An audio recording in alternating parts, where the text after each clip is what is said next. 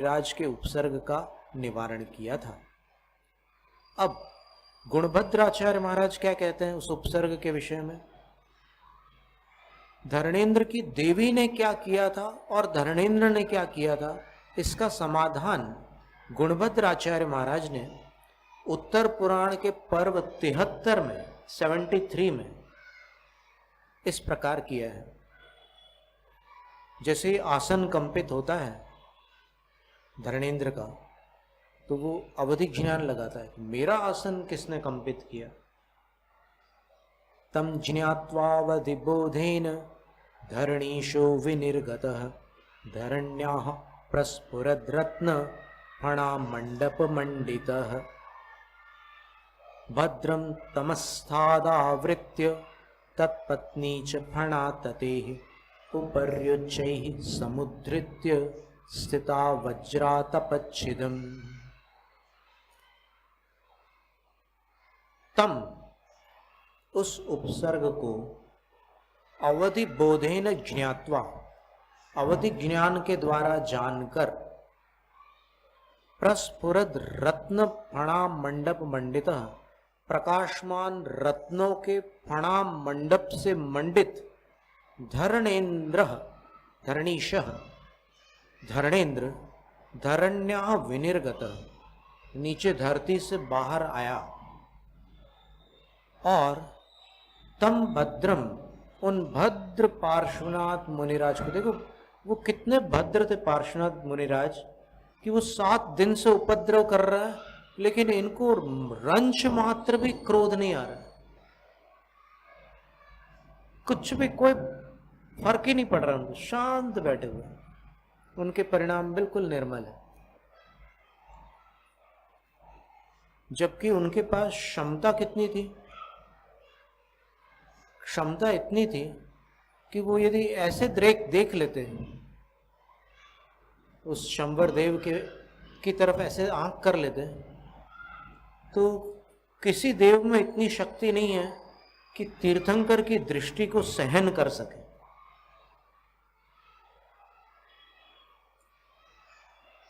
वो वहीं से 9-2-11 हो जाता, भाग खड़ा होता, लेकिन इन्होंने कुछ नहीं किया, बिल्कुल शांत बैठे रहे।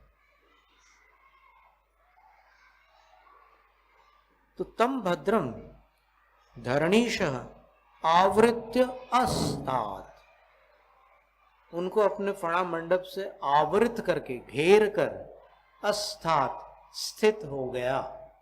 यहां पर धरणेन्द्र का वर्णन पूर्ण हुआ। धरणेन्द्र ने उपसर्ग का निवारण कर दिया।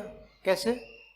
वो जो भी ऊपर से बरसा रहा था वो, तो धरणेन्द्र ने पार्श्वनाथ भगवान को सुरक्षित कर लिया, फणा बना करके फणा मंडप के अंदर उनको सुरक्षित कर लिया। छ और तत्पत्नी, उसकी पत्नी, कौन पत्नी? पद्मावती, उन्हीं मुनिराज को, तम भद्रम उन्हीं मुनिराज को फणा ततेह उपरि उच्चैः समुद्धृत्य, संस्कृत भाषा है, किसी भी हिंदुस्तान के या विलायत के संस्कृत विद्वान से इसका अर्थ आप पूछ सकते हैं।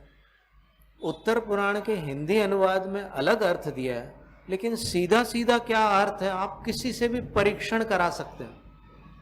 आप चाहें तो स्वयं हमारे गुरु महाराज, दीक्षा शिक्षा गुरु पूज्य आचार्य विद्यासागर महाराज से पूछ सकते हैं कि ये अर्थ है कि नहीं जो अभी हम बता रहे हैं।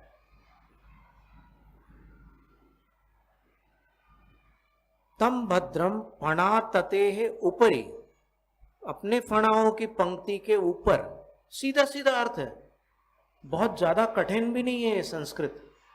फणा तते का अर्थ होता फणा की पंक्ति, तो पद्मावती ने अपने फणाओं की पंक्ति के ऊपर, ऊपर ही लिखा है, उच्चई ऊपर, फणा के ऊपर और ऊपर की तरफ, समुद्धृत्य भगवान को उठाकर, क्योंकि भगवान पानी में थे, कमठ ने इतनी वर्षा, धरणेन्द्र ने तो ऊपर से उनके ऊपर जो कुछ गिर रहा था उसको रोका था, लेकिन भगवान तो पानी में ही थे।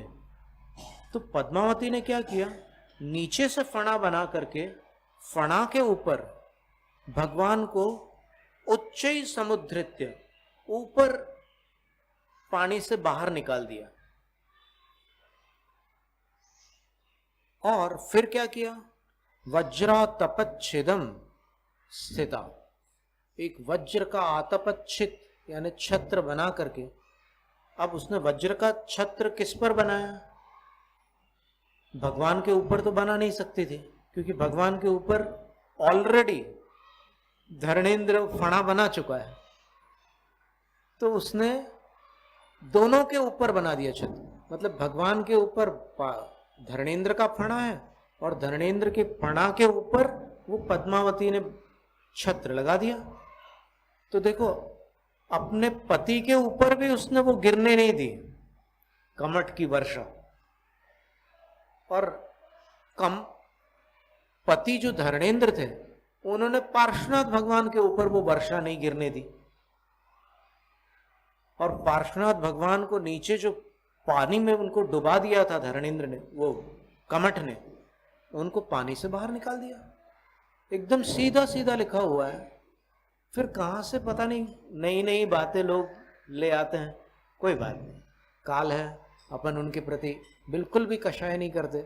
वो भी अपने सधर्मा बंधु है, उनको जब समझ में आ जाएगा कि ऐसा आचार्यों ने लिखा है और उनकी श्रद्धा होगी तो वो भी स्वीकार कर लेंगे। इसमें आपत्ति की क्या बात है। अपने वात्सल्य को क्षतिग्रस्त नहीं करना है किसी के प्रति।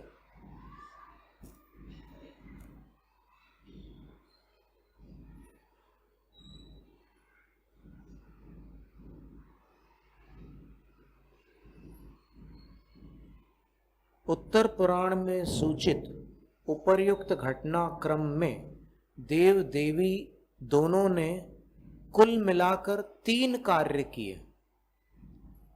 प्रथम श्लोक में धरणीश ने पाताल लोक से बाहर निकलकर भगवान की सुरक्षा हेतु उन पर फणा मंडप का आवरण कर दिया,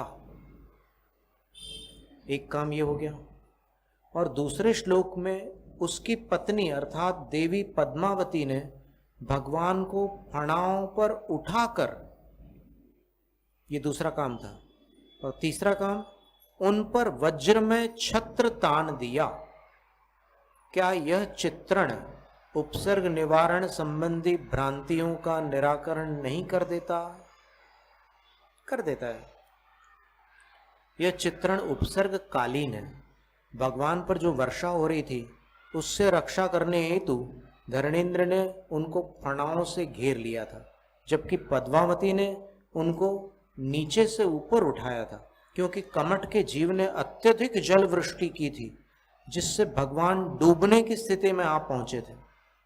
तत्पश्चात देवी ने वज्र में छत्र तान लिया और उससे भगवान और धरणेन्द्र दोनों के ऊपर दृढ़ आवरण हो गया।